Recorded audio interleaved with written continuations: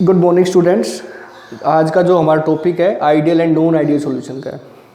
अब तक हम vapour pressure of liquid liquid solution and vapour pressure of a non volatile solute के बारे में पढ़ चुके हैं। Vapour pressure of a liquid liquid solution के अंदर हमने एक लॉ सीखा था जिसका नाम था राउट्स लॉ। ठीक है, उसी राउट्स लॉ के अकॉर्डिंग हम आइडियल और नॉन आइडियल सॉल्यूशंस को क्या करेंगे, आइडेंटिफाई करेंगे, डिफाइन करेंगे। ठीक है, जो इसके अंदर क्या है, कंडीशंस हैं कि कौन सा सॉल्यूशन आइडियल सॉल्यूशन है और कौन सा सॉल्यूशन आपका नॉन आइडियल सॉल्यूशन है। कौन 3 या 4 कंडीशन है आपके पास, उस 4 कंडीशन को जो फिल करता है वो आपके पास आइडियल सॉल्यूशन है। जो उन कंडीशंस को फिल नहीं करता है वो आपके पास नॉन आइडियल सॉल्यूशन है। ठीक है, फर्स्ट जो कंडीशन होगी वो क्या है कि भाई जो आइडियल सॉल्यूशन के बारे में बात कर रहे हैं हम, आइडियल सॉल्यूशन, फर्स्ट कंडीशन ये होगी कि इट्स ओबेज राउट्स लॉ। ये राउट्स लॉ को फॉलो करेगा। राउट्स लॉ क्या था हमारे पास, पी टोटल इजिकल टू क्या था, P note A x A plus में P note B x B. या मैं एक कंपोनेंट ईच कंपोनेंट का निकालूं कि भाई पी ए क्या था, P note A x A और P note B x B. P not इसके लिए बी कंपोनेंट के लिए, पी बी के लिए क्या होगा, P note B x B. It's of Raoult's law. इसका मतलब क्या है, इसका मतलब ये है कि हमारे पास 2 डाटा होंगे, एक तो हम राउट्स लॉ से होंगे और एक हमारे पास क्या करेंगे, हम एक्सपेरिमेंट से उस वैल्यू को फाइंड आउट करेंगे वेपर प्रेशर के लिए, प्रेशर के लिए। ठीक है, वो दोनों क्या होने चाहिए आपके पास, इक्वल होने चाहिए। मतलब P observed from experiment is equal to P note A x A. मतलब जो वैल्यू हमारे पास राउट्स लॉ से आई है उसके क्या होनी चाहिए, इक्वल होनी चाहिए फ्रॉम राउट्स लॉ।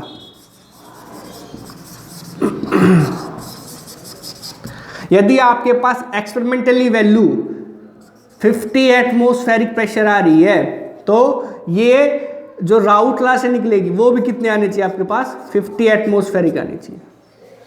ठीक है, एक्सपेरिमेंट से किससे निकालते हैं हम, मोनोमीटर होता है जिससे हम प्रेशर को मेजर निकालते हैं। ठीक है, और एक बार किससे निकालेंगे, राउट्स लॉ से निकालेंगे। दोनों की वैल्यू इक्वल होनी चाहिए।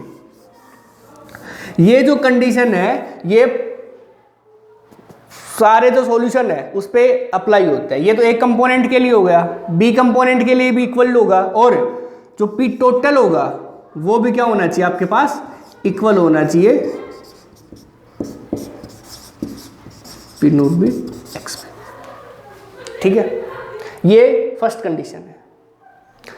सेकंड कंडीशन है कि del V mixing is equal 0। हम राउट्स लॉ किस पे बात कर रहे थे, बाइनरी सॉल्यूशन पे बात कर रहे थे। बाइनरी सॉल्यूशन के अंदर 2 कंपोनेंट्स होते हैं। ठीक है, यदि आपके पास एक कंपोनेंट 50 मिलीलीटर है और सेकंड जो कंपोनेंट है वो आपके पास 100 मिलीलीटर है, जब आपने दोनों को कंबाइन किया, सॉल्यूशन बनाया, तो कितना होना चाहिए, 150 मिलीलीटर होना चाहिए। ना इससे ज़्यादा होना चाहिए ना इससे कम होना चाहिए, नेट होना चाहिए। जितना जब दोनों को ऐड करेंगे उसके इक्वल आना चाहिए। वही क्या है तुम्हारे पास, del V mixing is equal to the 0। ठीक है, there is a no change in the volume. Change volume के अंदर कोई चेंज नहीं होगा। थर्ड जो कंडीशन है, थर्ड कंडीशन ये है कि भाई del H mixing is equal to 0। जब हम ए और बी को मिला रहे हैं, इसको मैं ए मान लेता हूं या इसको मैं बी मान लेता हूं, जब हम ए और बी को मिला रहे हैं तो there is a no heat change. ना तो हीट इवोल्व होगी ना ही हीट एब्जॉर्ब होगी, ना ही प्रोसेस एक्सोथर्मिक बनेगा और ना ही प्रोसेस एंडोथर्मिक बनेगा। मतलब del H mixing is equal to 0। Clear? Fourth condition ये है कि जो इंटरेक्शन ए के बीच में है, कंपोनेंट बी के बीच में है, वही इंटरेक्शन, वही फोर्स ऑफ इंटरेक्शन आपकी ए और बी के बीच में होनी चाहिए। समझिए बात को, कि जो सोल्यूट के बीच में फोर्स ऑफ अट्रैक्शन जितने टाइटली ए कंपोनेंट बने हैं उतना ही टाइटली बी कंपोनेंट बने रहेंगे, ठीक है। और जो सॉल्यूशन बनेगा उसके बीच में भी जो फोर्स ऑफ अट्रैक्शन होगी वो क्या रहेगी? सेम रहेगी, ठीक है। A interaction is equal B interaction is equal A B interaction. This is the condition for the ideal solution. अब बात करते हैं एग्जाम्पल्स की। कौन कौन से एग्जाम्पल हैं जो आइडियल सॉल्यूशन को शो करते हैं? कौन से एग्जाम्पल? देखो, फर्स्ट जो एग्जाम्पल है आपके पास है n hexane and n heptane. इस यूनिवर्स में कोई भी कंपोनेंट होता है, सॉल्यूशन होता है, वो आइडियल सॉल्यूशन शो नहीं करता, लेकिन थोड़ा बहुत एग्जैक्ट क्या करते हैं, थोड़ा बहुत ये किसकी तरह शो करते हैं? आपके एक आइडियल सॉल्यूशन की तरह बिहेव करते हैं, ठीक है। एन हेक्सेन प्लस में एन हेप्टेन, क्योंकि क्या है, इसमें 6 कार्बन की चेन है, इसमें कितने की है? 7 है। तो इनका जो मतलब जब हम इसको मिक्स करेंगे तो इसका जो वॉल्यूम होगा वो भी क्या रहेगा? चेंज नहीं होगा, ठीक है। मतलब जो प्रॉपर्टी है वो क्या है? आपकी इनकी आपस में मिक्सेबल है। सेकंड जो एग्जांपल होगा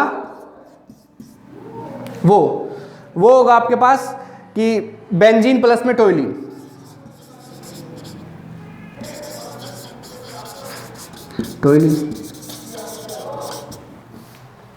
ये एग्जांपल है किसका? आपके पास आइडियल सॉल्यूशन के लिए, ठीक है।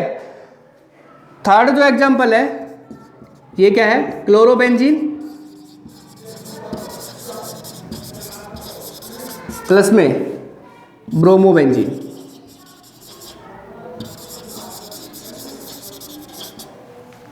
ठीक है, ये किसकी तरह से बिहेवियर शो करते हैं? एक आइडियल सॉल्यूशन की तरह बिहेव शो करते हैं। इनके बीच में फोर्स ऑफ अट्रैक्शन भी सेम है जब हम इसको मिलाते हैं। जैसा क्लोरोबेंजीन में इंट्रैक्शन है वैसी ही ब्रोमोबेंजीन में जब हम इनको मिलाया तो इंट्रैक्शन भी क्या रहेगी? सेम रहेगी। जब हमने इसको मिक्स किया तो उसका जो वॉल्यूम होगा उसके अंदर कोई चेंजमेंट नहीं आएगा, ना हीट इवॉल्व होगी ना हीट एब्जॉर्ब होगी। ये जो ऑब्जर्व वैल्यू होगी वो इक्वल किससे होगी? आपके पास जो आपके पास राउस लॉ से आई है। यदि हम इसको मोनोमीटर से इसका प्रेशर मेजर करते हैं और राउस लॉ से इसका प्रेशर मेजर करते हैं तो क्या होगा? दोनों सेम आएंगे, ठीक है। These are the condition for the ideal solution and these are the examples. अब बात करते हैं नॉन आइडियल सॉल्यूशंस की। नॉन आइडियल सॉल्यूशन कौन से होंगे? जो एकदम रिवर्स होते हैं, जो आइडियल सॉल्यूशन नहीं होते हैं वो क्या होंगे आपके पास? नॉन आइडियल सॉल्यूशन होंगे, ठीक है। मतलब जो राउस लॉ को ओबे नहीं करते हैं, जो राउस लॉ की कंडीशंस को फॉलो नहीं करते हैं। तो फर्स्ट कंडीशन क्या होगी? Does not obeys Rouse law.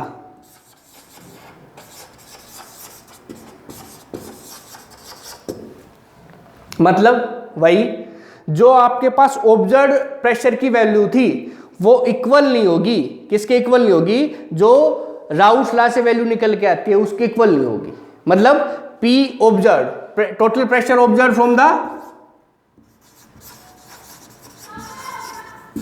From experiment is does not equal to, किसके इक्वल नहीं होगा? From value pressure value from Raoult's law. P note A x A plus में P not B x B, इसके equal नहीं होगा। ये each component पे लागू होती है, ईच कंपोनेंट पे वैल्यू लागू होती है। मतलब P A ये किससे हुआ? आपके पास ऑब्जर्व हुआ है, is does not equal P note A x A. या B कंपोनेंट है P B ऑब्जर्व, ठीक है, does not equal P note A x B, sorry P note B x B. ये बात हो गई जो राउस लॉ को ओबे नहीं करता है, फॉलो नहीं करता है। सेकंड जो कंडीशन ये थी कि भाई del V mixing it does not equal to 0। जब हमने 50 मिलीलीटर इसका मिलाया और 100 मिलीलीटर इसका मिलाया, जो सॉल्यूशन बना वो क्या है, 150 के इक्वल नहीं है, वो या तो इससे ज्यादा है या इससे क्या है, कम है। ठीक है, या तो 149 हो सकता है या 151, 152, 148, 150 के एग्जैक्ट इक्वल नहीं होगा, वो सॉल्यूशन कहलाएगा आपके पास नॉन आइडियल सॉल्यूशन। थर्ड जो कंडीशन है, थर्ड कंडीशन ये है कि भाई डेल एच मिक्सिंग, कि जब हम ए और बी को मिला रहे हैं तो क्या हो रहा है, या तो हीट इवोल्व हो रही है या हीट एब्जॉर्ब हो रही है। ठीक है, मतलब हीट इवोल्व और हीट एब्जॉर्ब इन दोनों कंडीशन में से एक कंडीशन फॉलो हो रही है, तो does not equal to 0। Fourth जो कंडीशन है वो क्या है कि भाई जो ए के बीच में जो इंट्रैक्शन है वो डज नॉट इक्वल बी के बीच में interaction and does not equal to A B के बीच में इंट्रैक्शन। ए के और बी के बीच में जो इंट्रैक्शन है वो इक्वल नहीं है ए के बीच में इंट्रैक्शन और बी के बीच के इंट्रैक्शन के। Is that clear? हमारे पास ये था ideal solution and non ideal solution. ठीक है, दोनों को डिफरेंशिएट करके बता दिया है। जो राउस लॉ को ओबे करता है वो आइडियल सॉल्यूशन कहलाता है, जो राउस लॉ को ओबे नहीं करता है वो नॉन आइडियल सॉल्यूशन कहलाता है।